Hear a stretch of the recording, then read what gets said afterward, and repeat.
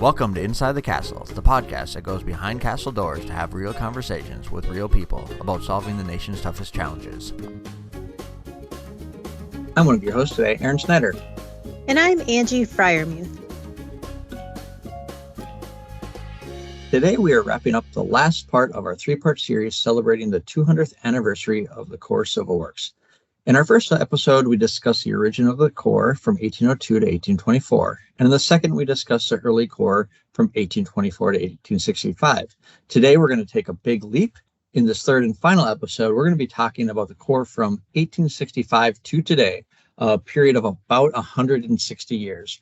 With us to talk about this is Jonah Bea-Taylor, the Corps' History Office, who will share with us how the Civil Works mission has evolved since the Civil War. Jonah, thank you for joining us here today. Thanks so much, Aaron and Angie. I guess I could do just a little brief recap of some of the things we talked about before, but this year marks the 200th anniversary of the U.S. Army Corps of Engineers Civil Works program, and we're commemorating these two key pieces of legislation, which were a month apart. The General Survey Act, which looked at internal improvements, roads and canals, which was passed in April, and then the first Rivers and Harbors Act for improvements to the Mississippi and Ohio River, which was May 1824. Thanks, Jonah. It's great to have you back. I wanted to, talk about, obviously a lot has happened since the Civil War. So you're going back to 1865, and the nation is growing significantly with a lot of westward expansion. Kind of want to talk a little bit about how did the geographic area of USA's mission change with the size of the nation? It seems like they're integrated and integral at this part. We're expanding west. You need infrastructure. The Corps is a critical part of that. Could you talk a little bit about that expansion and how the Corps kind of moved west as the nation grew? Yeah, so that's a great point. I think you have to remember that in 1824, the state furthest west was Missouri, and beyond that was unorganized territory. And the biggest challenge was moving raw materials and crops from west to east. So the General Survey Act really focused on roads and canals. But as the 19th century goes on and we bring in these new territories and we organize them into states, it's really a new technology, which was the railroad, that gained momentum. And this canal craze that really so-called canal craze that was what the General Survey Act sent out Army engineers and then topographic engineers to really survey for. That really ends by the 1840s. But the Corps of Engineers navigation work, which grew from the first Rivers and Harbors Act, which was about primarily removing sandbars and snags on the Ohio and Mississippi rivers, that navigation work was still critical because most goods and people continued to move by water for at least part of their journey, even as the railroad network expands west in the 19th century. So as new territories are settled in what would today be the Midwest, but at that time was the Northwest territories and states, Congress turned to the Corps to better develop harbors on the Great Lakes, where all these new settlements and small towns have been competing for the best facilities for Great Lakes shipping. Basically, everybody started competing with Chicago as the 19th century goes on because Chicago was that nexus between the lakes and the railroad network. And the Corps of Engineers worked to connect the Great Lakes to one another. I mean, of course, one of the examples of that are the Sioux locks there at Sault Ste. Marie. And also, how do we connect the Great Lakes to other major waterways, such as the Ohio and Mississippi River? How do you get from Chicago to the Mississippi? That's one of the key things the Corps of Engineers was doing as the 19th century goes on. We had an Office of Western River Improvements, and that office focused on that kind of maintaining navigation, again, clearing snags, dangers to navigation on the Mississippi and Ohio and tributaries. But overall, you see this movement of the Civil Works program along with the nation into the Midwest and then beyond the Mississippi River. And that's how our program expanded. So I've always knew that, the Corps of Engineers started off in navigation and helping make sure that we could transport goods and services across the nation. When did we start to broaden beyond navigation? That's a great point, because of course we do a lot more than navigation. Well, navigation really dominated the 19th century until after the Civil War. So, let's begin with the other big civil works mission that you see in the late 19th century and especially into the early 20th century, and that's flood control.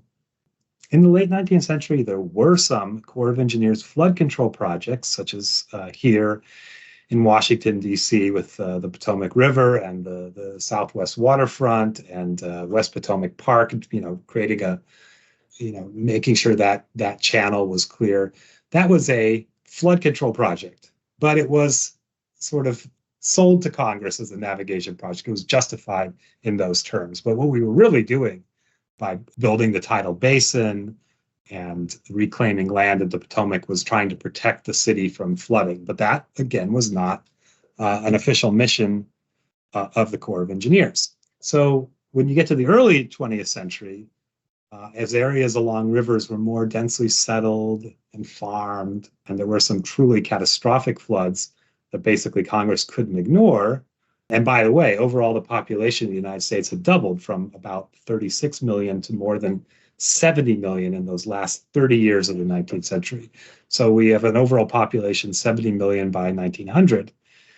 And because of these floods in more populated areas, there was a series of flood control acts. First, 1917, looking specifically at the Sacramento River, and again at the Ohio and Mississippi. There was a flood control act in 1928, which was the Mississippi River and Tributaries Project, the start of that after the absolutely unprecedented catastrophic flood of 1927. And then finally, by the time you get to 1936, we get a national flood control missions for the Corps of Engineers. The Flood Control Act 1936 gives us that role across the country. So it moved, from certain regions to the whole nation by the early 20th century. And if you want to look at some other areas that we started to get into, at the same time as there's this increasing need for flood control, there's this huge interest in electrification and developing hydropower. So the Corps of Engineers completed the first federal hydropower project at Wilson Dam on the Tennessee River in 1926. But that had really been a legacy of the needs for ammunition production of World War I. It just took until after the war was finished to build that structure. But in 1927, Congress asked the Corps to study every major river basin for hydropower potential.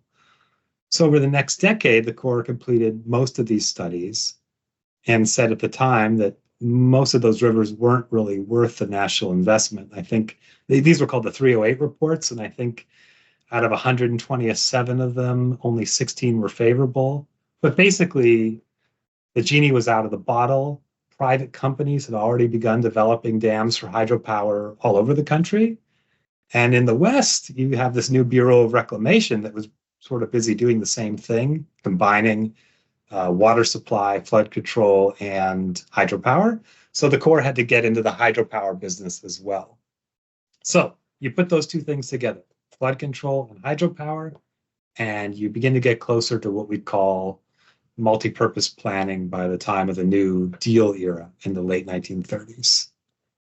And, I could keep going this way, but essentially, for the next 40 years, so the late 1930s to the 70s, it's the era of big dams, large multi-purpose projects that changed the landscape of so many states and how the public came to know the Corps of Engineers, or a lot of the public, through our lake projects. But that's that era of big dams, 40 years, 1930s to 1970s, and by the mid-1970s, environmental concerns, reduced federal budgets kind of bring an end to that era. And then, we're sort of in the environmental era where you see the impact of the Clean Water Act, the rise of regulatory programs, cost sharing, ecosystem restoration. And of course, we're left with this large operation and maintenance program from the legacy infrastructure of the big dam era. That's speeding really quickly through time and a lot of complex stuff, but I hope that it gives an example of how these missions move beyond navigation into a lot of the areas that we're more involved with today. I think that's helpful. And there's been a few things in listening to you talk that I never thought I'd either hear or say is like railroad as a new technology. And I'm kind of like, man, in 150 years, is someone going to be looking back and be like, hey, that AI was a new technology? It's kind of crazy to think about some of these things. Yeah. And even the discussion about the size of the country, in 1900, you had 70 million people expanding. And with the core, I know we talked a lot about flood, nav, hydropower, and then moving into ecosystem restoration. Kind of curious. I know that the Corps, at least from my district in St. Paul, I've always heard little random bits of trivia that the Corps has worked on some of these random things that are super cool. Like St. Paul district, supposedly, you can correct me here, was the entity that built the roads in Yellowstone. So that's why we have those roads, was from St. Paul district. Wondering if from a history perspective, are there other unique aspects or big recognizable features that you could call out that the Corps has supported? I think you mentioned Sioux Locks is a big one, but there are other unique aspects that the Corps contributed to over time. Gosh, yeah, there's so many, large scale, interesting projects. This is not necessarily like the Yellowstone roads, which you're right, Army engineers definitely did that. And I don't know if it was St. Paul district, but it totally could have been. That's interesting. I think the thing that comes to mind is the sort of journey of the Mississippi River and Tributaries project. And I know that's, rather than being like a specific site, I mean, you could pull some of those out, like the old river control structure or something like that. But you go from a program in the early 20th century that was mostly levees, and that doesn't really work so well because it gets overwhelmed in 1927, to this very sophisticated management of the river with floodways. And that keeps getting built out, in dribbles and drabs as it gets funded throughout the 20th century. But this dedication to managing the river for these multiple purposes all the way to 2011, when the system really gets tested by a major flood and all the floodways are used. And that's just remarkable commitment, to a particular basin by the Corps, and a remarkable, not just a set of infrastructure that allows that system to be operated safely, but also, just the planning and the kind of the project management ability, across that much territory to see something like that be built and operated. It's remarkable. Yeah, that's a great point. I think, and I don't think exists in many other countries either. I mean, I don't think a system that large you see in other major river basins to the same extent. Yeah, I find it interesting, looking at that, thinking like we see what's there today, but the reality is that was built up over time with many iterations. Mm-hmm. It wasn't just all of a sudden a 9-foot channel. That wasn't the starting point. I don't know if that starting point was a 4-foot channel, 4.5-foot channel, but it developed over time and continuously got built out to what we have today. So we really are living on the foundations, that were planted, maybe a couple hundred years ago, which is pretty exciting to think about in the big picture. Exactly.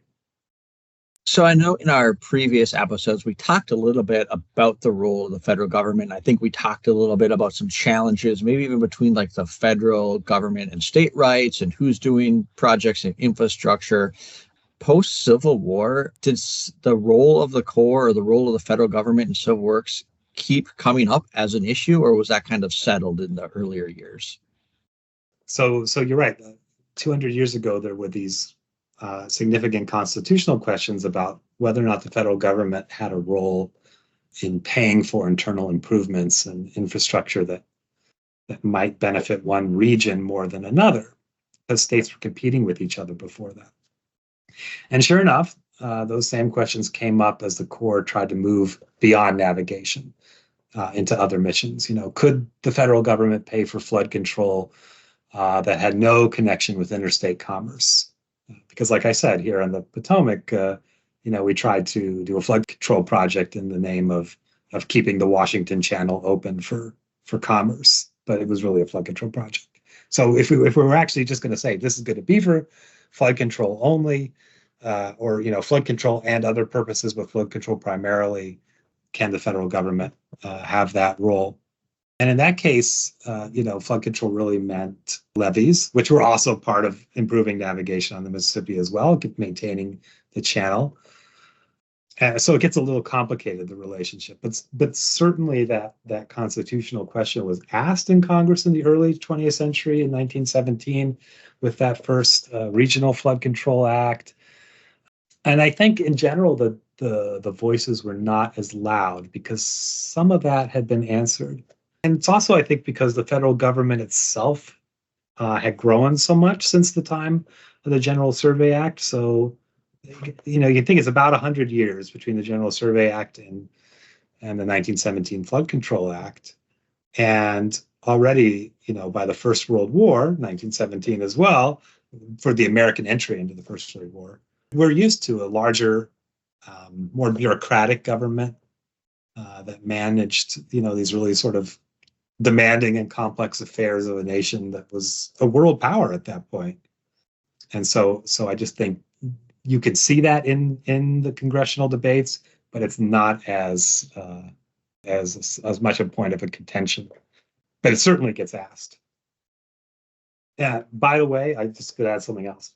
So when you get into the 20th century, it's not, does the federal government have a role in doing civil works, that benefit more, that could benefit one state more than another. But, should the civil works program of the Corps of Engineers stay with the Army or move to a civilian agency? Because, we have a much stronger and larger Department of the Interior. We have this Bureau of Reclamation. Why not take that civil works mission away from the Army?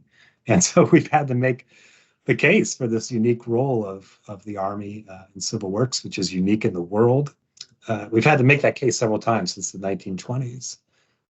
And 200 years ago, in 1824, there just wasn't much of a question because the government was so much smaller and we didn't have these institutions. Army engineers were the vast majority of trained engineers in the country, and the Army was the only government asset that could undertake surveying and mapping and making waterways safer. So that question doesn't come up as much. Who should do the work? Yeah, that's interesting. I feel like that's one of the most common questions we get. When you go to a public meeting, it's like you say we're Army Corps of Engineers, and they're like, why the Army? So it's I've never really had an answer to that, but it makes a lot of sense hearing that. Well, it's because when we started, that was the government entity that was capable of delivering a large program at the time. Right. So it's an interesting history. Right. We trained the engineers. That's where the knowledge of civil engineering was with Army engineers. Yeah. I think we're nearing almost the end of our series here. Before we go, Jonah, is there anything else that you would like to add? Just sort of building on that last point. I've been thinking about this since we started writing about the General Survey Act and learning more about it. And if I had one takeaway from looking at this history, it's really that 1824 was the beginning of the idea that a civil works project in a specific region or a specific state could actually benefit the nation as a whole. That basic concept was just not as well understood 200 years ago.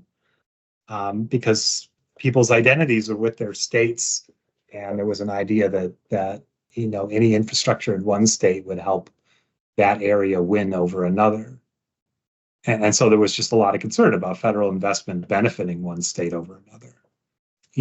Before that Supreme Court case that my colleagues talked about, Gibbon versus Ogden, you have one state granting its own monopoly to a steamship line or a canal company. And that was all just blown away. So today, fast forward 200 years, I think it's pretty clear that the work we do locally ultimately benefits the entire country. Yeah, I definitely couldn't agree more. It seems like everything's so interconnected and benefits each other. But Jonah, thank you for joining us today for this edition of Inside the Castle. We appreciate you and your insights. Until next time, be safe, be innovative, and remember your history. Thanks for joining us for this Inside the Castle podcast. To provide your feedback, email us at cw.infrastructure.team@usace.army.mil. Stay tuned for additional Inside the Castle podcasts as we explore life inside the Corps and revolutionize civil works together.